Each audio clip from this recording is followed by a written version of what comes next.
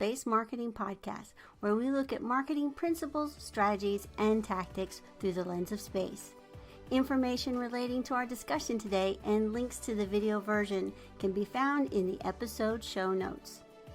You can find that on spacemarketingpodcast.com. Please like and follow the podcast. It will help get the word out about space. Back in January, I had the co-owner of Evona on the Space for Kentucky Roundtable. The theme of the evening was Jobs in Space. Evona staffs the space sector, connecting a global network of inspirational companies with exceptional people. Their mission is to inspire people to find their place in this exciting and fast-growing industry and learn that space is for everyone, regardless of their background. Today, I have the honor of having Evona's marketing director, Adele Fox. Welcome to the podcast, Adele. Thank you very much for having me. It's an honor to be here. Oh, it's an honor to have you here. So, first of all, let's kick this off with telling us what Evona does. Well, you've given us a fantastic introduction, to be honest with you. A lot of this, obviously, being marketing director, I recognised. A lot of those words were my words, so a lot of the things that were on the website have been mine. But yeah, obviously, you've kind of you've wrapped it up nicely there. But we are a staff industry specialist. We specialise in staffing the space sector, so we cover the whole ecosystem of space, and we do say that we've got certain specialisms in geospatial, in infrastructure, and in SATCOMs. So as you can hear from my accent, we are based in the United Kingdom. However, we are a global recruiter, and like you said, yeah, placing some of the most interesting individuals and high caliber candidates into the most innovative organisations in the sector. Well, there's a narrative that you and others are trying to convey, including myself, that jobs are not just for engineers. So that there's a whole bunch of jobs that are for the non-engineers as well as the engineers. I mean, we need engineers, but we need everybody else too. So do you want to kind of go down that path for a minute? Yeah, absolutely. I think it's really important that with the commercialization of space and the increasing commercialization of space and new space in general, what we realize is that these are businesses. These businesses need to function as such, and in which case what you need are those non-technical individuals within your organization. Obviously are going to champion marketing in this respect. Marketing to me is one of the most important functions within a business. Unless people are aware of what it is that you do, they can't buy into you, they can't buy your product. So for myself, obviously marketing is key to any organization. But obviously underpinning that, legal, operations, finance. All of these companies now require the infrastructure, technical and non-technical, in order to become successful with whatever their objectives are. For Evona, it's really important that what we try to do is to get across some of our key messaging, that it doesn't matter what your skill sets are. It could be business, it could be legal, it could be within engineering and tech or sales, that you are not precluded from the space sector just because you are not that data scientist or that, that kind of rocket scientist or, those high-end engineers. You don't necessarily need a PhD to work in the space sector. You don't always necessarily need a degree to work in the space sector. A lot of what we have done to date has been trying to get that message across to people. So that's why Evona is here. That is one of the key reasons we exist, is to help sort of facilitate the communications between those individuals, technical and non-technical, with some of the companies that we work with. So how did it start? Tell us a little bit about the history. Yeah, okay. Well, you've met obviously one of our co-founders. You've met Jack. Jack founded the organisation with three others, with Tom, Brian and Rich, back in 2018. It started just from a love of recruitment, a love of helping people. I think they very quickly realised that they had transferable skills, having placed high caliber candidates in tech and in sales and in engineering. Realised that they had the skills to start working with space organisations. Believe they actually took that to their managers at the time, and it was decided that it wasn't a road that their organisations were going to go down. Then the four of them got together and decided, no, there is an opportunity here, and there is an absolute need for people to be brought into the sector, for people to understand the transferable skills from outside of space, to deliver on the objectives of organisations. So they set up the company, just the four of them, with zero outside investment. They grew I think they doubled in size in their first year. I met them just over 3 years ago, so I was their first non-billing hire. Really unusual decision for a recruiter or for a staffing firm, to be honest with you, to bring marketing in so early. They'd worked previously with a consultant, and I was brought in just to kind of help them with their branding. At the time, I was had been working for 14 years in live entertainment, so the space sector wasn't something that I knew. But at that time, obviously, they really wanted to take the company forward, really knew that what they needed to take the company forward was branding, and at that point, just went into a significant level of growth. Nearly 5 years down the line, we're at 70 people, still based in Bristol, still very true to our origins in the UK, but we recruit globally, do a lot of work in the United States. And it's really just sort of grown from there. Now, Tom, one of our co-founders, is based out in the United States, just moved out there with his family.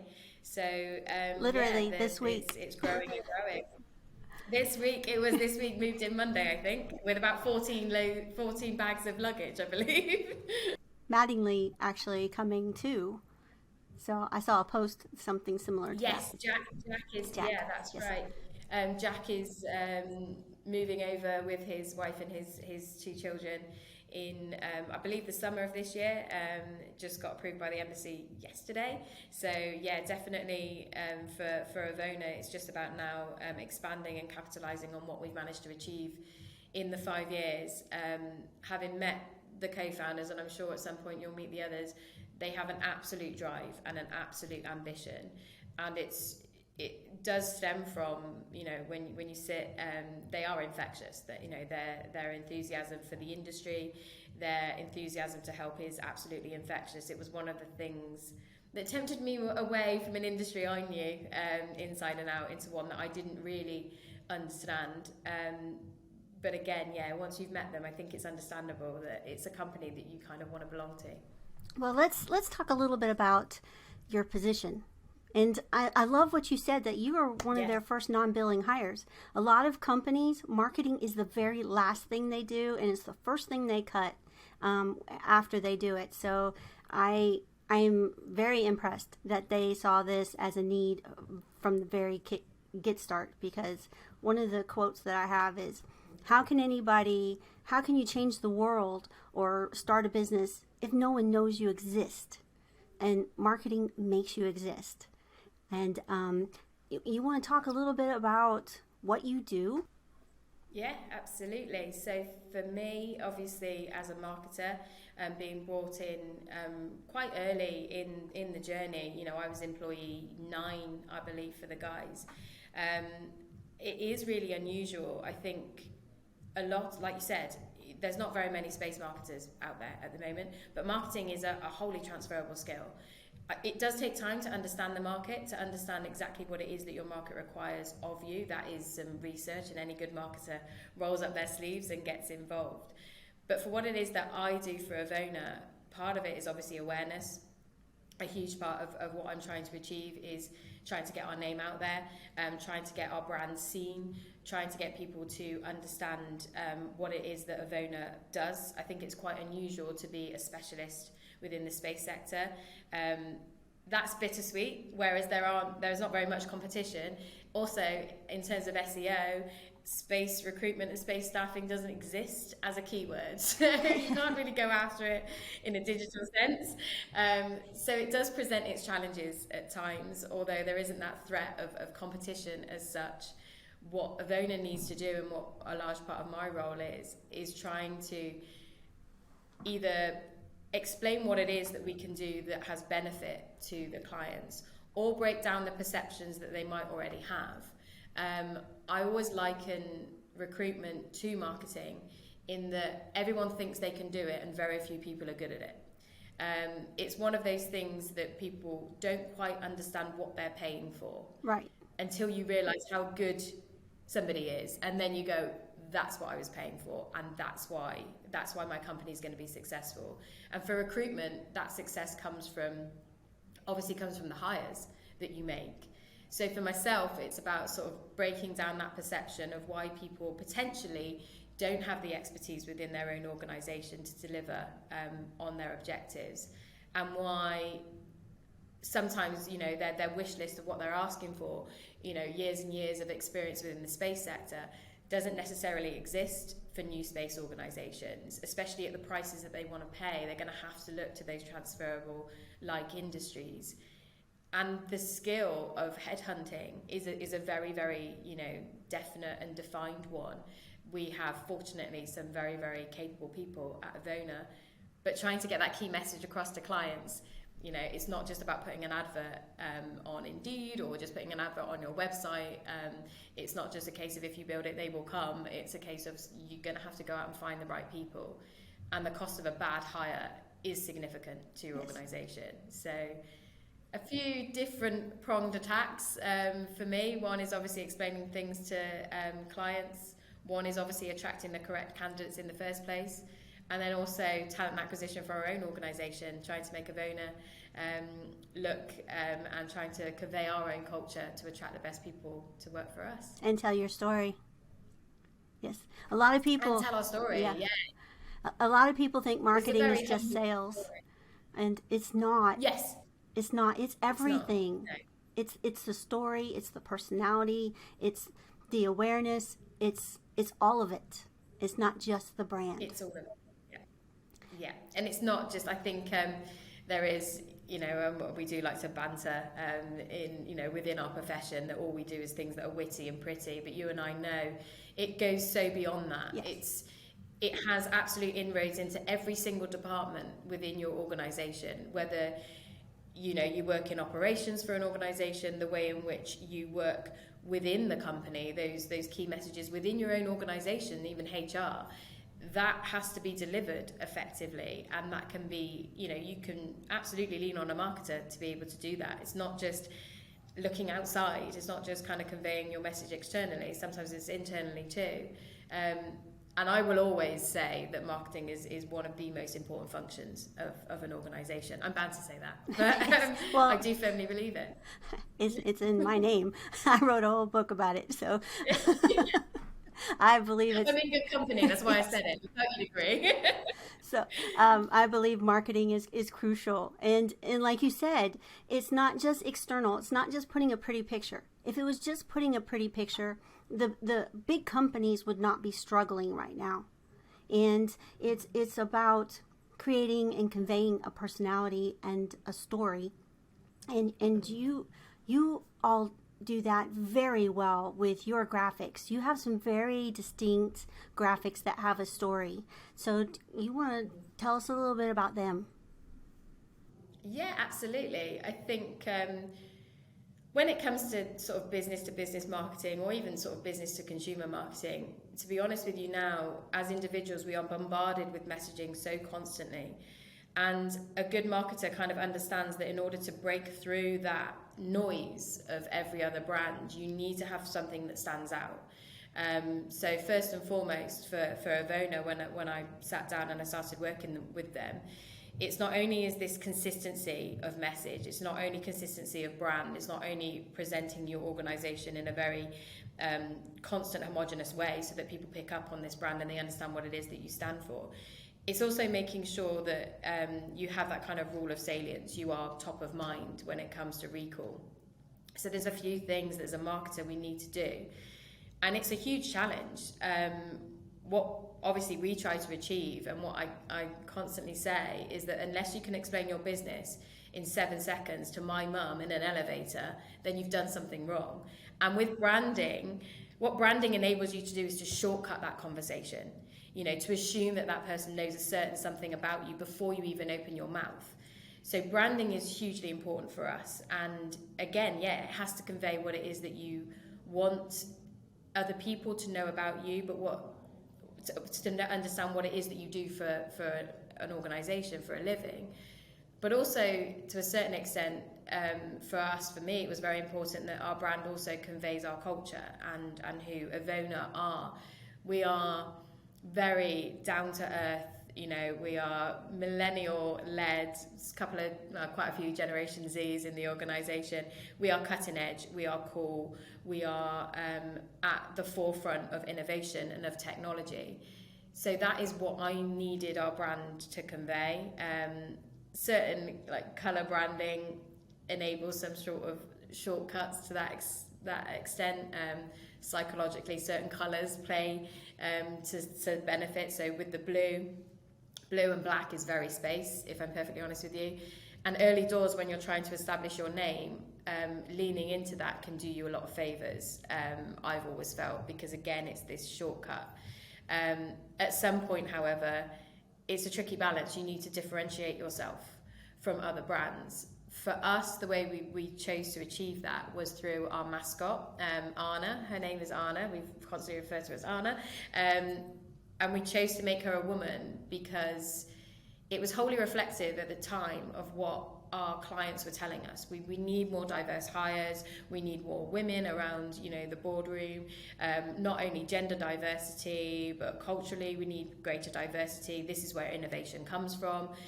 And we thought, well, if we could just also reflect to candidates that it doesn't matter who you are, woman, it doesn't matter what colour you are, it doesn't matter what your background, what your education is. If we could kind of break down that barrier in a very visible way, that's how we should achieve it, and that's what we should do. So that's how Anna came about, a very conscious effort to try to solidify what our messaging was going to be. And it really plays into the science fiction part too. We watch a lot of entertainment and we see science fiction take us to the stars. And I for one think we should already be there. Obviously we can dream it, we can do it. And so I love how you connect that aspect of it as well. Hold on to your boosters. We will be right back with guest Adele Fox, Marketing Director of Evona Space Sector Staffing, after a brief moment from our sponsors.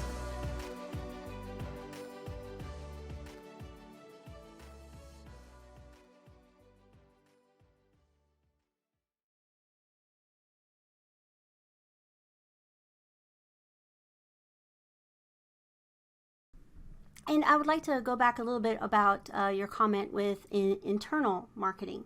So it's not just, how you feel to the world, and marketing is very much in projecting how you feel and building trust.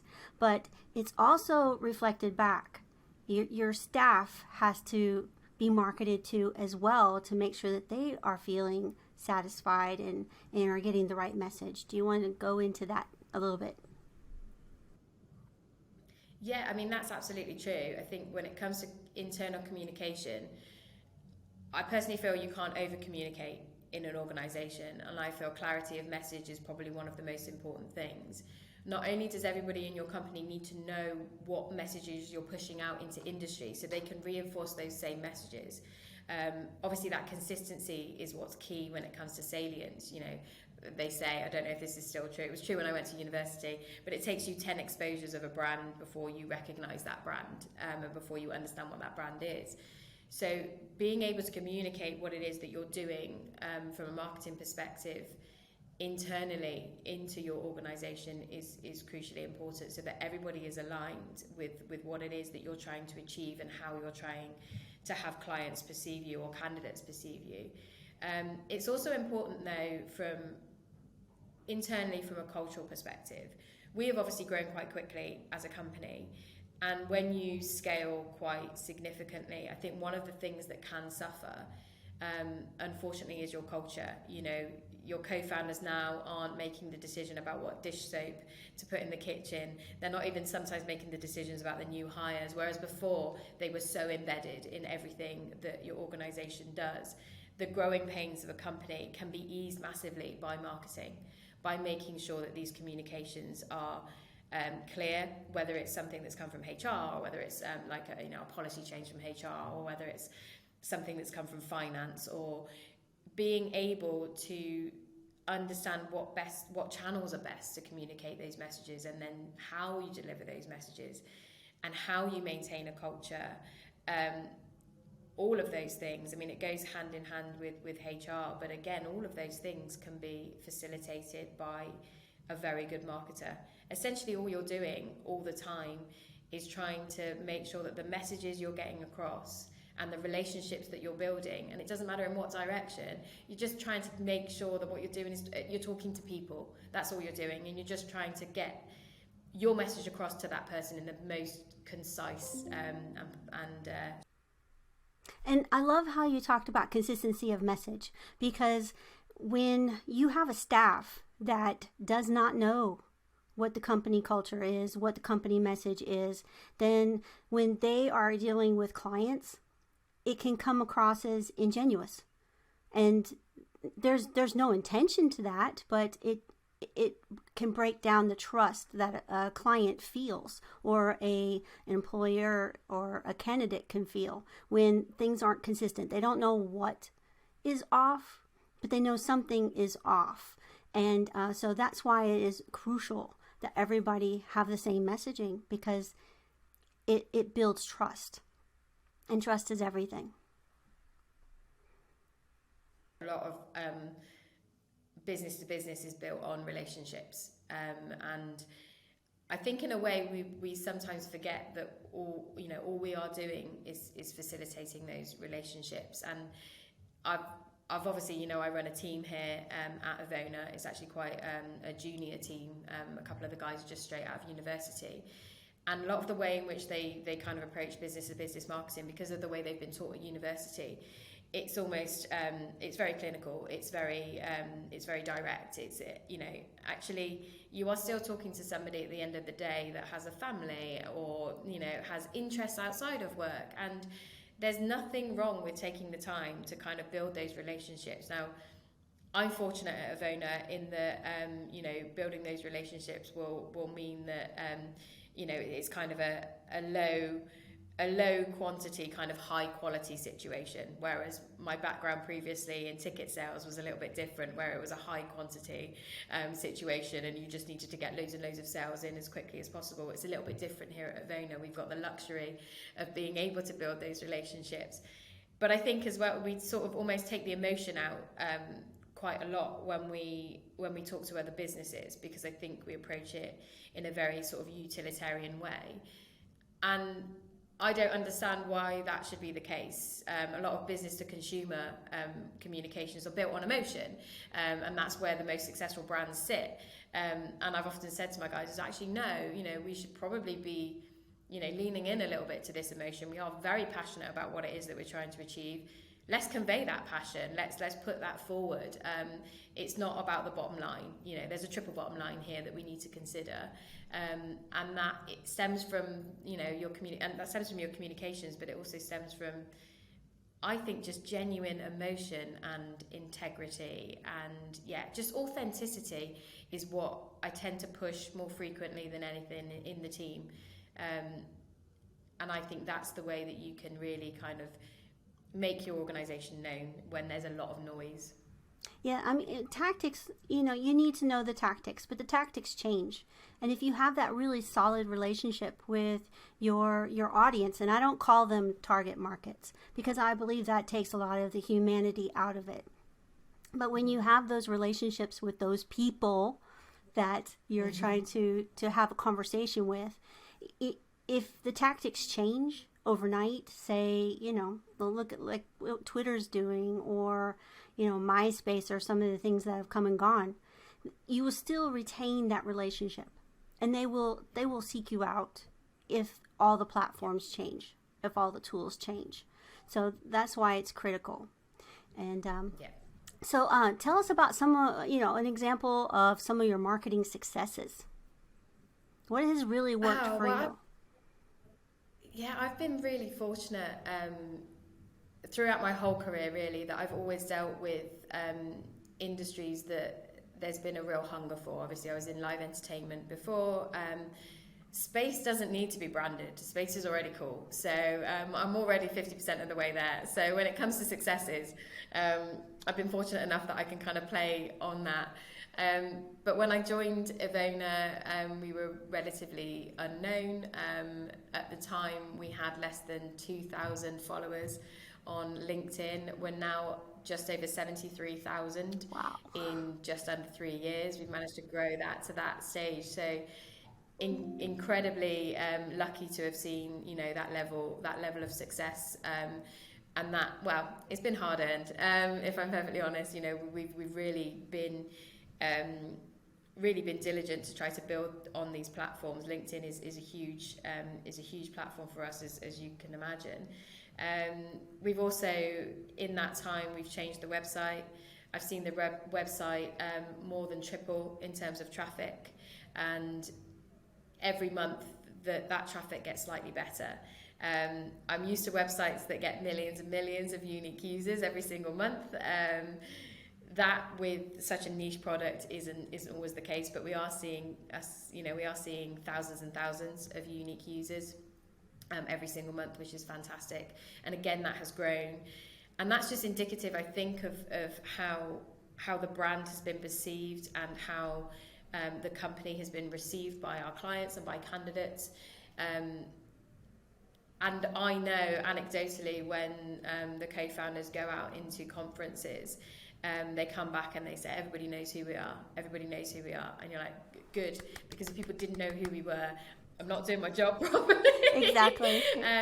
So hearing those successes, you know, going from people maybe not knowing who we were or what we stood for, and it's not just down to the marketing department. You know, I'd love to take 100% credit. That is down to a company that frequently, you know, meet the same standards that marketing are trying to push out there into industry. You know, we're all meeting the same standard. Every single one of the recruiters out there have discussions day in, day out with clients, with candidates.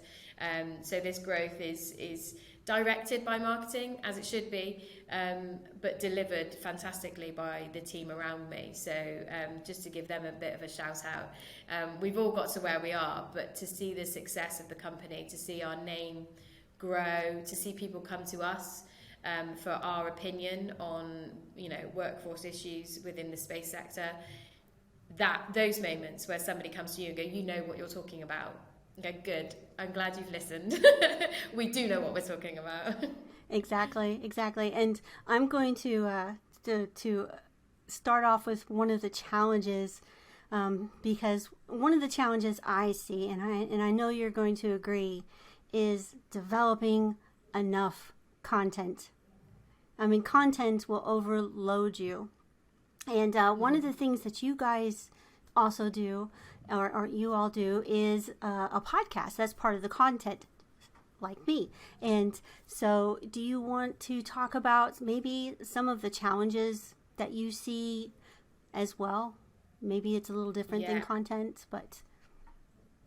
Absolutely. I mean, content is key to solving some of the challenges that we do face. I think my biggest challenge is obviously perception, you know, trying to ensure that people realise that they need specialist recruiters in order to deliver on their objectives. But also, you know, this is an awareness piece, and when it comes to some of the content that we push out, it's also about trying to get candidates to understand that they have a place within the space sector. So you mentioned the podcast there, and our podcast is called Origin Stories, available on Spotify and every good streaming platform. It was designed really to demystify the space sector for people that were either looking to move into or needed that reassurance that they were completely reflected within the industry. What we've tried to do with that is bring some of those innovative stories to the fore. We talk to entrepreneurs, to founders, to C-level executives to get their story about how they moved into the space sector. Some of them are very traditional, as you would imagine, traditional STEM career routes. However, some of them are are fantastically brilliant. You could never even conceive of the way in which some people have been brought into the industry. We work quite closely with an advisor called Christina Court, who again has a similar background to myself. Worked in live entertainment. Initially became the agent and the manager for Buzz Aldrin, and moved into the space sector in that way. And the sector is littered with these kind of stories, and generating content that seems authentic and trying to educate people on the space sector is such a huge challenge. And the podcast has been central to my strategy to sort of deliver these messages out into industry, and just make sure that people do realise that there's so many different ways you can get into the space sector. I've got a marketing degree from a university in Bristol, and I work in the space sector. So if anyone can do it, and that was what the podcast was supposed to deliver. But yeah, generating enough content of a high enough value that people get excited about it, and that's the thing. If you sit with a piece of content and you're not excited about what it is that you're trying to say, I would say second guess whether or not you should send that out, because unless you're excited by it, no one else is going to be excited by it. Unless it says something that really resonates, or there's an absolute message, or it goes back to those kind of key messaging pillars. Why are you sending it, and why are you, what are you trying to achieve? And I encourage my staff to look at every piece of content that we send out, and if they can't look at it and say, this achieves this, and this is good for this reason, then it shouldn't go anywhere. Sometimes for us, it's about demonstrating how professional we are and how good we are at our jobs, and the levels of insights we have, and our thought leadership objectives, because we're working with people day in, day out, so we understand the tensions within the industry, and we can articulate those tensions between stakeholders in a really good way that helps other people understand how to overcome some of their challenges. So these little bits of content, when you get a gem of a bit of content and you know how that feels, when you go, this is really good, this is really great, this delivers something of value to the industry, those are great moments. They don't come often enough, unfortunately, because there's so much that as a marketer you're concentrating on doing. Content marketing is such a very small discipline of what it is that we as marketers now, and the landscape has changed hugely over the last 18 years that I've been in industry. Things change so constantly that now your strategy, like you said, is constantly changing. That is a huge challenge for marketers. The way in which people consume media constantly changing. When I started when I graduated, there was no social media. When I graduated, Facebook wasn't a thing yet. So a lot of marketers like myself, and I'm sure you can appreciate, we've had to learn these channels and understand what these channels are going to deliver for us. And that's pivot. Been a roller coaster of a ride. Yeah, and pivot. And pivot and use, yeah. I mean, even if you take the same platform, it changes daily. What worked, a couple of years ago does not work on the algorithms now. So. No. I know. Remember the days where Facebook was like a free platform, and you could generate a following and people would see what you were creating as content in the golden days, about 2009, when things were good for marketers on social media. And now it's just so difficult to get your message heard. Yes. And the platforms are so different. What works on one doesn't work on the other. Even if they're all owned by the same company, your Instagrams are completely different from your Facebook. And these are all things that, as a marketer, you almost get whiplash trying to keep up. Yes. With how things are changing. But it's important to do that, because, that's how we reach our audiences. And I want to go back to something you said about your podcast, is that, I'm sure that there's sometimes when people are listening to my podcast, they're going, this isn't SEO, this isn't like pure, what they think of as sales and, sales driven, because marketing is not just sales. It's the stories. So when you have a podcast that has an origin story to one of the employers, number one, a couple of things are happening. So you're getting a great story out, and you're relating to the audience. They're looking at that going, hey, I see myself there. And you're also giving benefit to that employer. So they're getting an added benefit by being able to talk about their story. And so there's like subtleness in the marketing, when it's done well. You don't know that when you're inspired, you're educated, you don't realize that that's actually a part of marketing. They only think of it as the hard sell, which it's not. It's the connection. It's the relationship. Absolutely. And it's the story. Yeah. So. Yeah. Do you want? Yeah, you're right. Talk a little bit. Let's segue into talking about your candidates and employers and who they are and what you're looking for in both of them. Well, I mean, we work with so many different organisations across the globe, and all of them are very innovative. We've started off working in sort of new space organisations, so ones that have just got funding. I think what's interesting and what kind of connects a lot of the companies we work with, often they'll come to us and they go, we've just got seed funding or funding for a particular project. Now, to deliver that project, we need to scale. We need the right people, and we needed them probably yesterday. And that's generally the sort of organisations that we tend to work with. And what's interesting about working with those companies is that they all represent a very similar sort of challenge. It's almost ubiquitous across the industry that they all require the best caliber of candidates, and they all come out with a kind of wish list of what it is that they want from their candidates. It's very frequently a degree, a relevant degree, experience. You can almost sort of write it before they sit down and write it. I would say almost never, and probably never, have I ever seen a candidate meet every single piece of that essential or desired requirement from a client. It's a wish list, and I think the candidates that we talk to, and part of the reason why Evona is so good to kind of sort of work with in this respect, is to understand that there are candidates out there that feel that unless they meet all of the requirements, they're never going to apply for the job.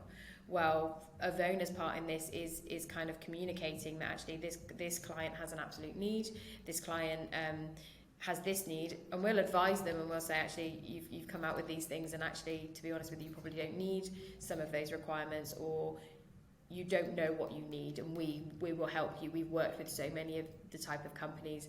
Regardless of what that company is, we will have worked with one very similar at a very similar stage of their growth, because we've worked with so many, and we're sort of 5 years old now. So not only can we help the client really hone what it is that they require, we can also then have the communications with the candidates and say, you are what they need. You are definitely what they need. This is the job description, and then work on behalf of both of them to make sure that they both get what they want.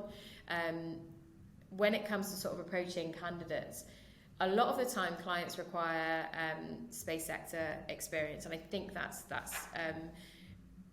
understandable, and without unfortunately kind of creating a revolving door within the sector, which is not something that Evona wants to do. We don't want to take from one company to deliver to another company. That doesn't breed innovation necessarily. You want to find individuals from like industries that have the transferable skills to bring into the sector, because the challenges that they have faced will be different, and the way in which they have approached them will be different, and what they can bring to you as an organisation will be completely different. It's a completely different problem-solving set of skills. If they're moving into aerospace from like automotive, for example, the way in which they might solve the problem out in the automotive industry will not be the same way that they'll solve it for you. And actually, it's those moments, those eureka moments that candidates can provide that will help spur you on as an organisation to sort of bring the next innovative product. So we work with probably some of the most intelligent people I have ever had the pleasure to be involved with. That said, regardless of how intelligent they are still people. You are still just talking to people. So it is still about those relationships that you can build. And we're not born with every bit of knowledge in our head. You know, we need to bring in new knowledge in order to make better things. In fact, I read an article not too long ago about how you have a certain pool of employees that are just bouncing back and forth, and the space industry is growing, but yet this little ping pong pool is not. So we need new people in, and they're not going to have that 5 years at SpaceX experience, but that doesn't mean that they don't have experience that you need. So that's right. Yeah, absolutely. And that's one of the messages that we sort of need to get across. And it is a huge part of marketing is just education, really. Yes. Just trying to teach people, you know, either you are the solution to their problems, or, you know, trying to teach them that there are better routes, you know, in industry. So that is a huge part of what it is that we try to achieve. And yeah, this kind of, we call it like a revolving door when we talk about it. That's not going to help the industry. You know, we need to be looking outside. We need to be bringing more people in through sort of STEM careers, and more diverse people in through STEM careers, which is why everybody at Evona is a STEM ambassador. It's why 2 weeks ago I was at a STEM school in Bristol trying to teach the kids that you don't just have to do an engineering degree and go into the automotive industry. There's the space sector too. So these are all, you know, and it does come from those grassroots conversations that you can have in the industry. And as well, myself, obviously going out, being a woman that works in the space sector, and going, well, I'm a marketer and I work in the space sector. And you almost see people's faces screw up and go, I don't really understand how that can be a thing. Yeah, both sides of it. Almost that's the point, you know. Almost the marketing part. Yeah, and... almost that's the point. How is that a thing? This doesn't work. We only work with male engineers in the space sector. That's the only thing that seems to work in everybody's mind. But I think going out and representing that level of diversity when you go and talk to people is like, it just, again, is about just that shortcut of messaging. It's like, well, I'm proof. That's what the podcast was for, you know, very similar reason. Yes. So where do you see the industry, say, in the next 10 years? I mean, we are moving at light speed, even though a lot of people don't see it, because, you know, marketing is not on every team. But we are moving so fast in this industry. It's just mind-boggling. So where do you see it in the next 10 years? I mean, yeah, it is, you know, there's so much innovation out there at the moment. And I think looking at some of, obviously, you know, we're quite embedded with all sorts of different markets. What I see grow exponentially, and what we've all seen grow exponentially over, you know, the last couple of years, and I cannot see this slowing down in any way, shape or form, is just space data as a service. You know, the requirements for data now, for sort of big data, and the accessibility for organisations to get to that data. You know, with the sort of miniaturization of space, we're now getting more things up into space. It's cheap now. It's cheaper than it was before. We're able, as smaller organisations, to access some of this space data because it's more widely available to everybody now at a rate that people can afford. It wasn't before, you know, sort of 5, 6, maybe 7, 8 years ago.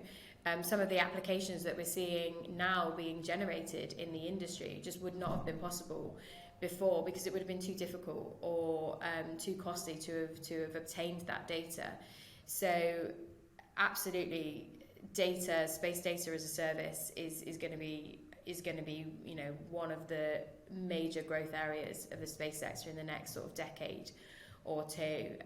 Not only that, but sort of advances in like edge computing, where you can process the data at source as we kind of get more and more people up into space, you know, generating that data at source and utilizing that data as a solution is going to have a huge impact on the speed and delivery and the accuracy of this data, and that in turn will have a huge impact on, you know, how we use this data for agriculture, for defense, for, you know, disaster mitigation.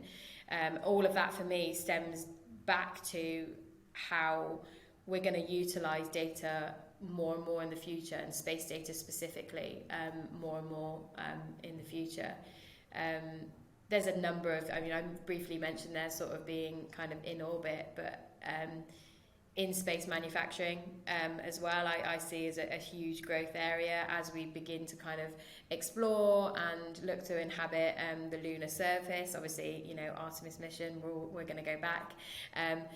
Being able to manufacture habitats and reusable rockets. I mean, it's already happening. We're already working with companies. Is it Relativity Space that have just launched the first 3D printed rocket into space? So the technology is already there. It already exists. We already work with organisations that can print 3D habitats in space, which absolutely blows my mind, if I'm perfectly honest with you. But as you can see, that we're moving towards kind of inhabiting other planets and, you know, like the lunar surface, you can see that the need for this is going to be crucial. It's not possible to take all of these things up into space. It would just be too costly. So being able to kind of manufacture in space, and the benefit of being able to manufacture in space as well, obviously being able to manufacture in a vacuum. I was reading that in order to generate optical fibres, it's far, the quality of the fibres that are generated in a vacuum, which of course, you know, space can offer you that opportunity. The quality of those fibres is so much more advanced than what we can develop on Earth. And when you look at those opportunities and the way in which, you know, elements behave differently in different space environments. You know, sediment doesn't fall in the same way, for example. So those kind of opportunities, it's so exciting to see that as we're taking more and more people up to space and there's more and more experiments, it's so exciting to see how kind of in-space manufacturing is going to grow as well. I can definitely see that being a growth area. Because space as a whole is continuing to grow as an industry. There's definitely going to be a lot of offshoots from that, and a lot of opportunities for people to have, you know, great careers. Absolutely. So biomanufacturing is one of those things that a lot of it cannot be done down here. So there's a lot of things that can get made up into space, the research that does in space that comes back down here and impacts our daily lives. So yes, absolutely love space for that, and can't wait to see that grow. So, okay, one last question. What final thoughts do you want to leave our audience with today? What do you want them to think about as they go throughout their day? I think this has to come back to sort of our key messaging as an organisation, and I think whether you're in the space industry at the moment or whether you're looking to move into the space industry, there's no cap on what it is that you will be capable of doing. The industry is changing so rapidly. Things are, you know, technologies are growing. We're on the forefront now of Industry 5.0. So I think the one thing that I would want people to walk away with is that space is for everyone, regardless. I think you said it right at the start. Space is for everyone, regardless of your background. And I think that is a really important message, because unless we can internalize that message as individuals and realize that actually we have value to add regardless of what your value, your skills are, you have value to add to the space sector. Unless we start believing in that message, it's not going to grow at the rate that it has the capability of growing. So I would say whether you're, you know, looking at generating innovative technologies within the sector, or whether you want to, you know, whether you currently work in the sector or you want to move into the sector, anything is really possible. And it's a very, very exciting industry to be part of. I think if I could have been in Silicon Valley when the internet was starting to take off, what an exciting experience that would have been. That's where I feel we are in the space industry. So take the opportunity now to be at the forefront of innovation, because these opportunities don't happen very often in life. So if you're looking to move into the space industry, do it. And contact Evona if you want to know how. And yeah, and if you're a high caliber candidate or a client that's looking to expand, then you can send us an email at info@evona.com. There you go. There you go. And all righty. Any last words? I don't think so. It's been an absolute pleasure to talk marketing with you. There's not very many space marketers out there. I've got your book. I've read your book. Oh, do you have the number 2? Do you have the second one? I don't have the number 2. No, you've only just released it though, haven't you? Your second one, I think, in the last sort of couple of months. I don't have that one. But I have your first one. Purchased it myself with my own hard-earned money from Amazon. But yeah, there's not very many of us, so it's an absolute pleasure to kind of get a little bit geeky about the marketing front of things and talk to someone that's passionate about space at the same time. We're growing as a clan of people. Yes, we are. I'm pleased to say I've got some good connections now that are marketers within the space sector. But it's always a pleasure to meet somebody that not only understands our profession, but has a passion for space. So thank you very much for having me on. Well, and thank you for being here. It has been an absolute pleasure. And it's also rare to find somebody that's not the hard sale. Let's, just slap people around with ads so that they understand the relationship, and you do. And that's refreshing. That is totally refreshing. Not having to educate people that it's more than just communications. It's more than sales. It's more than public affairs. It's all of it. And then it's some. All of it. And more, our roles as marketers have changed so drastically. We are data analysts now. We are so many different. We are graphic designers. We are psychologists. Exactly, psychologists. It does. What we're taught in the lecture theatre as marketers. It's valuable information. I've got a BA honours in marketing, but it's not until you get out in industry and you really understand. The theory was great. Businesses are messy, people are messy, and the way you communicate with them has to be intelligent. And it's an art. It's an it's an amalgamation of a science and an art. Yes, absolutely. And it's not, I don't think, as easy as people think it is. No, and when you finally figure it out, you finally hit that pinnacle on what it is and what's working, and then all of a sudden, it moves. And it doesn't work anymore. It moves, yeah. So, yes. You think you've nailed the Google algorithm, and then they change it. Well, like LinkedIn is a good example. You cannot put a link or a call to action in your messaging anymore. So no, or else it won't do anything. You have to pay for it. So there's definitely a paid play now, and I mean it's just there's. I never put links in my messages anymore. I always put them in the comments for that very reason.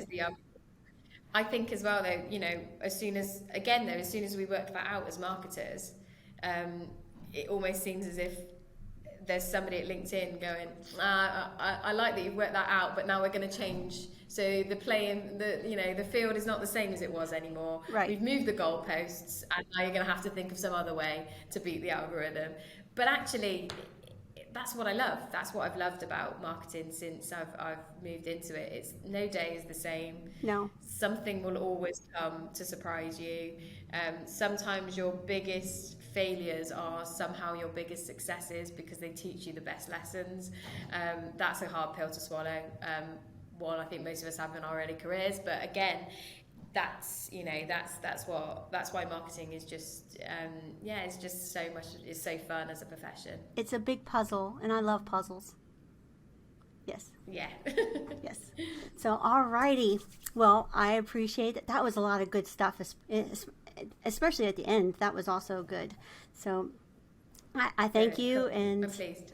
No worries. It's been an absolute pleasure. And a special thanks to Adele Fox, Marketing Director from Evona Space Sector Staffing team, for sharing her journey to space. Be sure to check out Evona's links listed in today's show notes. I hope that you have found this podcast useful for your journey as you reach for the stars.